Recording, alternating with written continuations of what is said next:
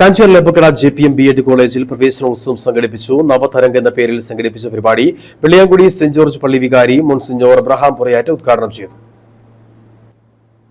മികച്ച അധ്യാപനം വഴി ഒരു മാതൃകാ സമൂഹത്തെ വാർത്തെടുക്കുന്ന അധ്യാപകൻ എന്ന പദവിയിലേക്ക് ഓരോ ബിരുദാനന്തര വിദ്യാർത്ഥിയെയും പ്രാപ്തമാക്കുന്ന B.Ed കോഴ്സിലേക്ക് വലിയ ആഘോഷങ്ങളോടും ആദരവോടെയുമാണ് നവാഗതരെ സ്വാഗതം ചെയ്യുന്നത്.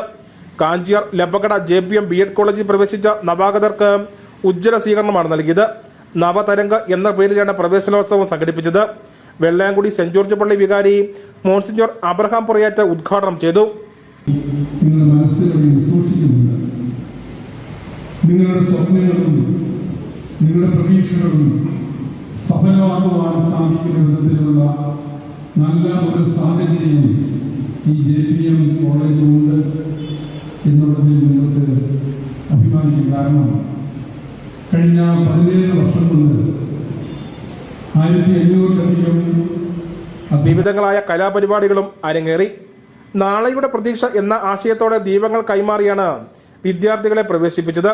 College manager father Johnson Mundiyath അധ്യക്ഷനായിരുന്നു. MG സർവകലാശാല സിൻഡിക്കേറ്റ് അംഗം പ്രൊഫസർ സെനോ ജോസ് മുഖ്യപ്രഭാഷണം നടത്തി.